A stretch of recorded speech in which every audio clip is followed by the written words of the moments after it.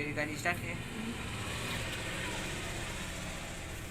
आंधी आने से एक पेड़ टूट जाता है और टूटा हुआ भाग इस तरह मुड़ जाता है कि पेड़ का शिखर जमीन को छूने लगता है और इसके साथ 30 डिग्री का कोण बनाता है। मान लेते हैं ये कोई पेड़ है, ये भी कोई पेड़ है जिसकी ऊंचाई h मीटर मान लेते हैं, ये ऊंचाई h मीटर है। अब क्या होता है कि यह पेड़ आधे दूरी से टूट जाता है। मान लेते हैं कि यहाँ से टूट जाता है। ये पेड़ यहाँ से जब टूटेगा, ये यहाँ से ऐसे टूट के आया ये, और यहाँ के जमीन को स्पर्श कर दिया। जब स्पर्श किया तो जितनी इसकी ये यहाँ से टूटा हुआ भाग से ऊंचाई होगी उतना यहाँ से यहाँ तक भी होगी। इसको मान लेते हैं C है। ये टोटल पेड़ की ऊंचाई मान लेते हैं h है।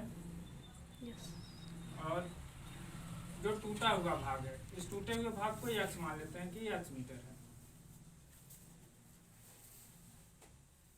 या तो इसको x ना मान के इसको x मान लेते हैं, नीचे वाले भाग को, जो शेष भाग बचा है पेड़ का उसको x मान लेते हैं। अब टूटा हुआ जो भाग है वो भाग और ये जो लटका हुआ भाग जो जमीन को स्पर्श कर रहा है इसका शिखर, ये दोनों का मान बराबर होगा, क्योंकि जितना पेड़ टूटा है टूटने के बाद डायरेक्टली आके जमीन पे स्पर्श कर रहा है। ये अब ये क्या हो जाएगा, टोटल पेड़ की हाइट थी h मीटर और बचा हुआ भाग को हम मान लिए h, तो ये कितना होगा h माइनस h मीटर। इसको मान लेते हैं d। अब जब ये पेड़ यहाँ से टूटकर झुकता है तो 30 डिग्री का कोण बनाता है।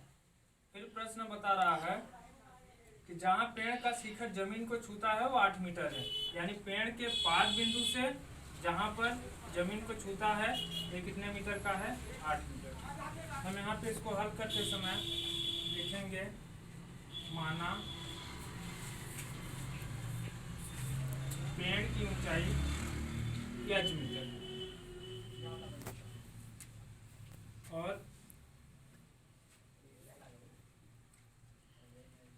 पेड़ टूटने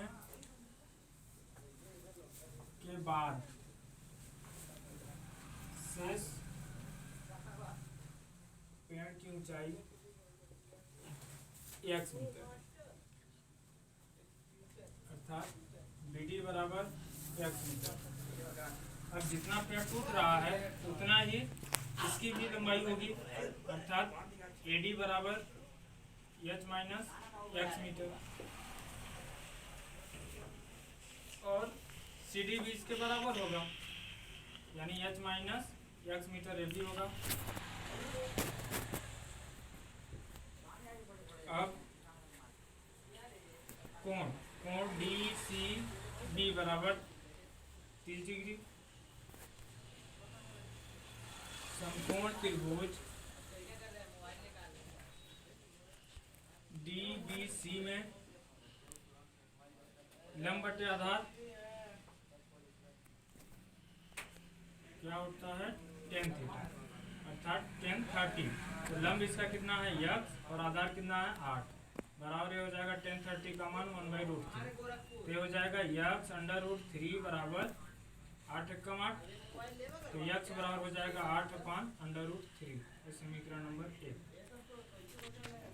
अब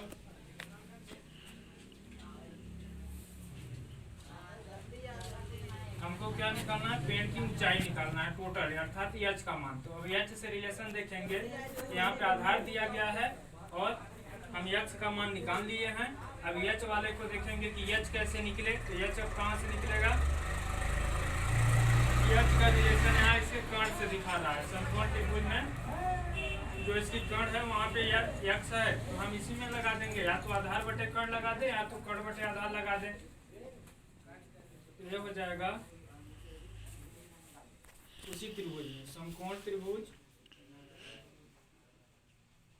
DBC में आधार बटे कर्ण